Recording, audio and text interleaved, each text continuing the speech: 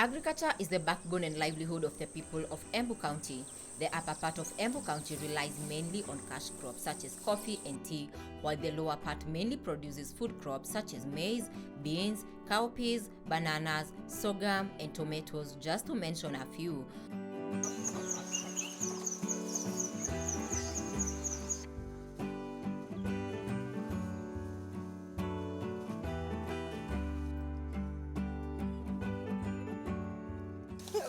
Hey, I'm telling you, arrowroot is the type of water crop. Eating habits have drastically changed over time, and this has mainly been contributed to what our health experts have advised as a healthy diet versus unhealthy diet.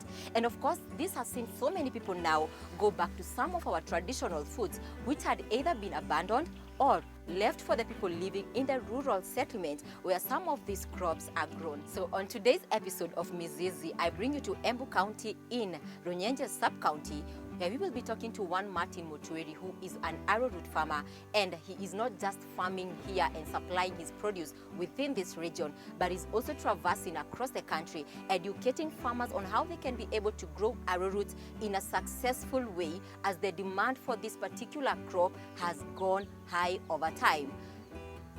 Martin? Hi, Susan.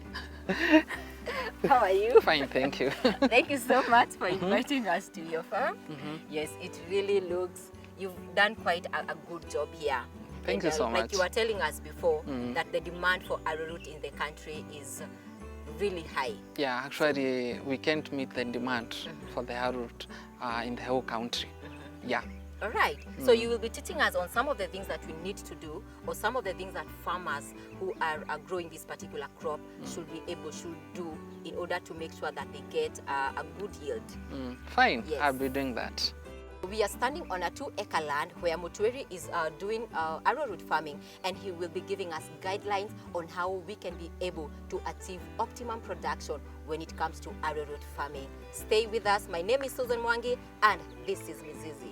Before we learn on what it makes to successfully grow arrowroot, I was curious to find out what really inspired Martin into farming.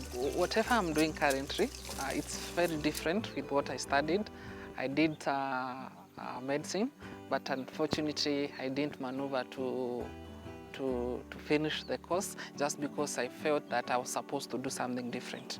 Adharal market research helps you explore more and different challenging opportunities that will help grow your business. To increase the stake for your business, you need to deliver something better than promised. This will make your customers extremely happy, paving a way for your business to grow. Martin did not overlook this crucial part, as he made sure to attend most ASK shows around the country in search for more information he required where farming is concerned.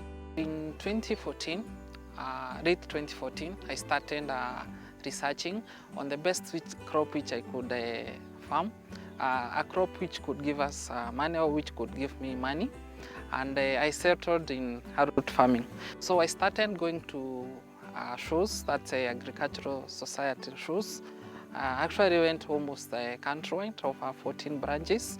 That includes Mombasa, Nairobi, Eldoret, Kitale, all over the country.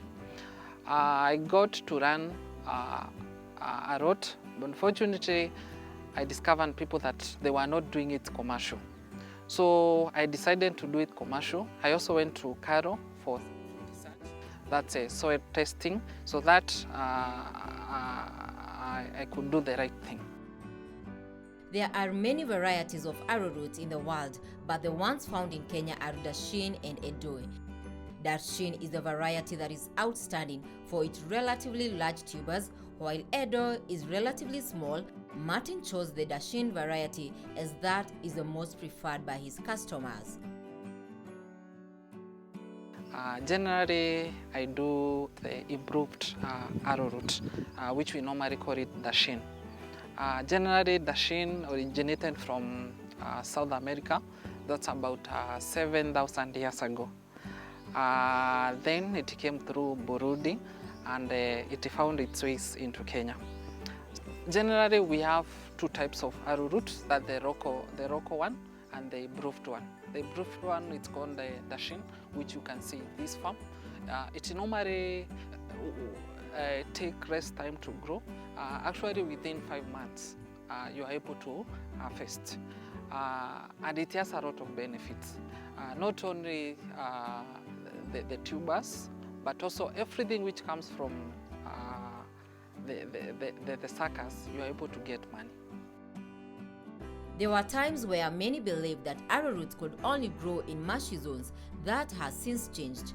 There are different methods for growing arrowroot, such as the upland method, which is a new technology where the arrowroots are grown away from water-lodged areas, and there is a wetland method, which means the arrowroots grow in swampy zones. Martin shares how the wetland method was the most appropriate for him. In my case, I normally use the wetland, where there is plenty of water. So in this case, in this farm, as I said, I started in 2014 with a capital of about 20,000, where I was buying one suckers at 2 bob. So 10,000, I spent it in buying the suckers. The other 5,000, I did a research on soil testing. Then the other 5,000, it was capital for clearing the land, digging the holes, and also some few inputs. Dashing, it normally does well in the wetland, just because the wetland has less acidity level. But when you compare to the upland, you normally find there a lot of the acidities. The Shin variety of arrowroot is the improved variety that has outstanding properties, which makes it more preferable for commercial farming. Martin shares that the short maturity period of up to 5 months was more compelling for him as compared to the other indigenous variety, which takes close to 1 year.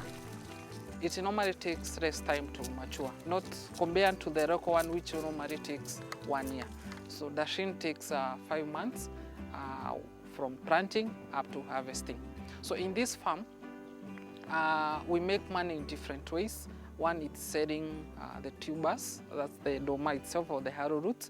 Number 2, we normally make money out of selling the suckers. And number 3, we normally make money out of selling the leaves. So Motori has so far shared with us on how he came to arrowroot farming, and the most important thing that he mentioned, once he identified that he wanted to major in arrowroot farming, the first thing that he did was to visit SK shows, and this was mainly to get as much information as he could about arrowroot farming. The other best thing he did was to carry out a soil test to find out which crop would thrive best in this particular region. So, as he has said, he's taking us to the next step, where where we will be planting, and just to show you how that is carried out. Stay with us. So we can just follow this route. Okay.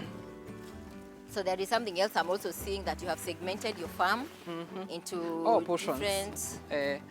Hiyo itakuja kwa harvesting. For harvesting? Okay, sawa. So that you're able to get this continuous, consistent. Okay.